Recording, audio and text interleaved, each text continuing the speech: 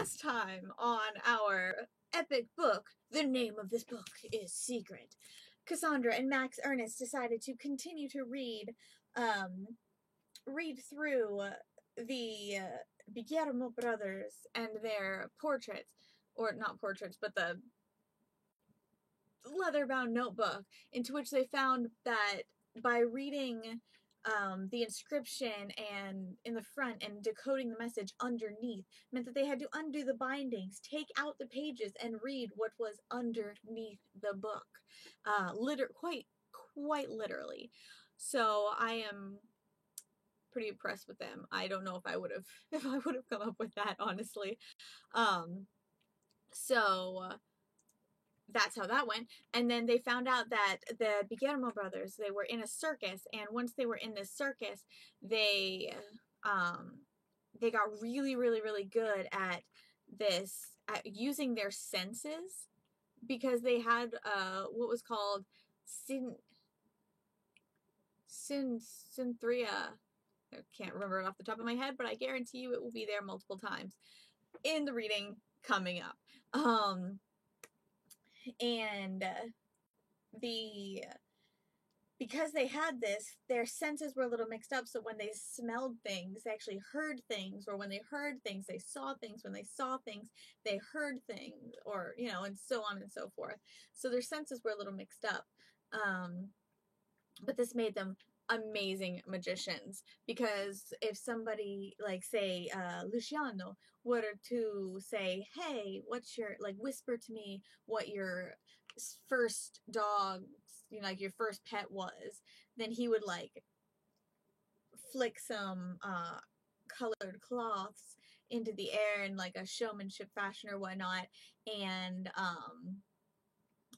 Petro and or vice versa would be able to do would be able to understand and technically read what the colors were saying. So that's a really cool thing that brains do. And this is a legitimate, I don't really want to call it a disorder, but it's a legitimate, wiring of the brains. So I personally think it's very interesting and intriguing. And if any of you guys have it, please let me know, because I am super interested in learning about all this kind of stuff. But back to the book.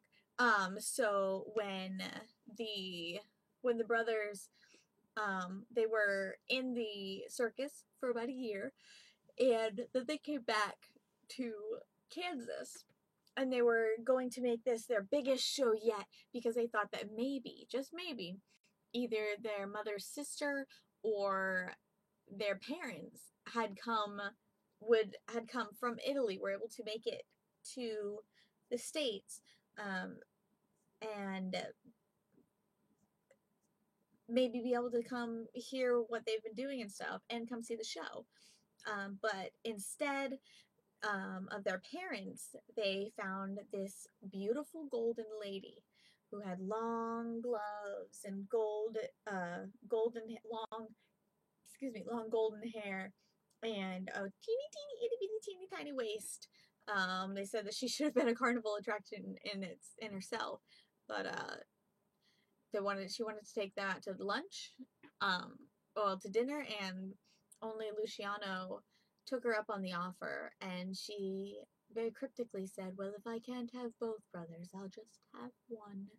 And that was the last he ever saw of his brother, except for a note that he found of his brothers that spelled out help, and in their secret language, and a article clipping of a girl who also seemed to have the same syndrome, and she was also kidnapped. So although the Guillermo brothers were technically sold by the ringmaster, which was awful, but yeah, so there seem to be some similarities, and Cass is convinced that the Golden Lady is none other than Miss Mavis. So that being said, let's go ahead. Actually, there, that way it's more centered-ish. Okay, that being said, let's go ahead and get into this. Wait. Ugh. The name of... I can do this, guys.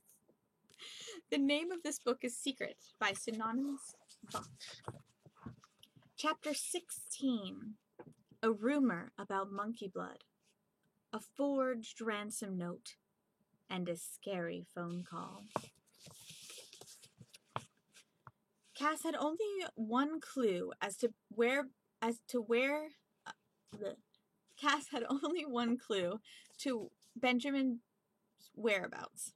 The name on the limousine which he was taken away. The Midnight Sun, Sensorium and Spa. She had no idea what a sensorium was, unless it was one of those isolation tanks she'd heard about.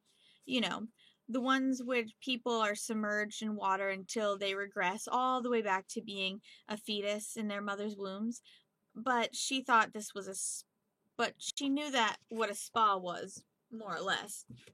Spas were places where her mother called me time, and they usually included a massage.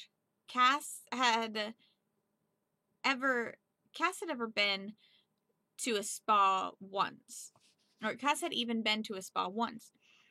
If you counted the booth that Amber and her friends had built for that last year's school affair, all they did was put slimy cucumber slices on your eyes and cold oatmeal on your face. But, of course, everybody loved the spa anyway because it was Amber's. The experience had done nothing to improve Cass's opinion of spas. Lying around being pampered when you could be training for an emergency was the opposite of everything Cass stood for. It figured that someone like Miss Mavis would have a spa. On the plus side, if her spa existed, Cass knew just where to find information about it. She had 50 minutes to get home and back before the next class. She would have to run and hope that no one saw her. After a week away, she was so unused to entering her house that she forgot the alarm code. She only remembered to punch in her birth date when the alarm started to sound. The curtains were closed and the house was dark, and Cass, feeling more and more like a thief, decided to leave it that way. If neighbors saw the house lit up, they might ask questions for a second. She thought Max Ernest. Had a friend been with her, she might not have felt so uneasy. But she pushed the thought away. It was better working on her own, she reminded herself. That was the whole point of being a survivalist. Her mother's obsession with travel guides had always mystified Cass, but she was grateful for it now. She pulled book after book from her mother's shelves until she had a mountain of them, all about spas. Then she sat on the floor, flipping through the books one after the other. They had titles like Spa and Get Wet, and they were filled with pictures of sunsets and bubbling jacuzzis and smiling grown-ups wrapped up in towels and getting massages. Cass thought all spas looked alike, but apparently to her mother, each spa was different from the other. Her mother's notes were scrawled across papers. Looks like a dream. Too much money. Where's the beach? Next to one resort, her mother had written, "Take Cass next Christmas as surprise?" ? Quickly, Cass turned the page so she wouldn't be tempted to read the entry. By the time she got through the pile, Cass figured she must have read about every spa in the country, but still hadn't seen a reference to the Midnight Sun. She'd already started in the laborious process of reshelving when she noticed an old, battered guidebook that had slid behind the others. The front cover of the book had fallen off, revealing the first yellowing page of introduction. And what was the word? As it turned out, the word that caught her eye was sanitarium. A sanitarium, she learned, was where they used to send people who had tuberculosis or were mentally ill. The introduction also mentioned a solarium, the glass room in which people bathed in the sun back in the old days before their mothers worried about skin cancer. But not a single sensorium. A sensorium. In the end, however, luck was with her. Buried inside the book, Cass discovered an entry about the midnight sun. Here is what it said. Ah, to be young again. It's the oldest quest on earth, the thirst that can never be satisfied, the battle that can never be won. Or can it? The midnight sun, sensorium and spa, promises nothing less. Created over 100 years ago by a select group of doctors and spiritualists, the midnight sun is one of the most elusive and the most mysterious resorts in the world. Like the mythical Shangri-La, the magical mountaintop utopia has given rise to many rumors. Some say the guests of the midnight sun soak in baths of molten gold. Others say they drank the blood of newborn monkeys. Still others dismiss the midnight sun as a scam and a fraud. Science, medicine, witchcraft, who knows? Their treatments are closely guarded secrets. No one speaks about the midnight sun in public if he or she is ever to visit again. Intrigued? Unless you're a celebrity, you have a royal title next to your name, it's nearly impossible to get a reservation at the secret sanctuary. But those brave enough can call XXX or write to XXX.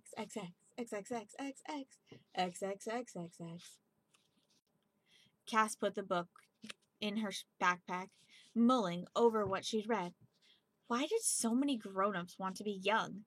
She wondered, when it took so long to grow old. It was like going on a 1,000,000-mile road trip, then wanting to turn around without getting out of the car. She'd seen enough commercials to know old people would do anything to look younger. Okay, maybe not a bath of molten gold. It'd be so hot, you'd burn up. But she didn't doubt that Miss Mavis would drink monkey's blood given the chance. Now, Cass had the address of the Midnight Sun, but what to do with it? That was the question she'd asked herself as she ran back to school. She couldn't just give it to Miss Johnson, not after the last conversation. If Max Ernest didn't believe her theory about Benjamin's kidnapping, Miss Johnson never would. Cass thought about writing an anonymous note, like a tip-off from a concerned citizen, but then she had a better idea. A ransom note. Anybody could write a ransom note, she reasoned. Any ransom note would really get Miss Johnson's attention. And Cass knew from detective books and television shows that the police used ransom notes to track down bad guys. With any luck, Miss Johnson would send them to save Benjamin as soon as she read it. Below is Cass's note. Naturally, Cass was careful to disguise her handwriting. Also, she tried to be very polite because she was writing to Miss Johnson, the principal of principals. Dear Miss Johnson, good day. We have kidnapped the artist Benjamin Blake. Please bring $1 million to the Midnight Sun Sanatorium and Spa and leave it in a suitcase for us, or else Benjamin Blake will be killed in a terrible way. Sincerely, Dr. L. and Miss Marvey. P.S. The address of the Midnight Sun is. It couldn't have gone worse. 5 minutes after she slipped the note through Miss Johnson's window, Cass was summoned to her office. Miss Johnson, holding up the note in her hand. In all Cass' run-ins with the principal, she had never seen the principal so angry. I am extremely upset with you, Cassandra, she said. Did you think I wouldn't recognize your handiwork? I can't even believe you would continue your childish pranks, knowing that one of your peers is missing, very possibly in grave danger. But they really did. They had a limousine with the midnight sun on it, and I saw a boy in the window. And you know for certain it was Benjamin. Tell the truth. More than anything, Cass wanted to say she did, but Miss Johnson saw her hesitation in her face. I don't know what you have against that couple, but I'm warning you. If I hear you are troubling any faculty or students, or, heaven forbid, the police, with your outlandish theories, well, I'll suspend you for the whole year. Am I understood? Cass nodded. I must admit, this is one of the most politely written ransom notes I'd ever received.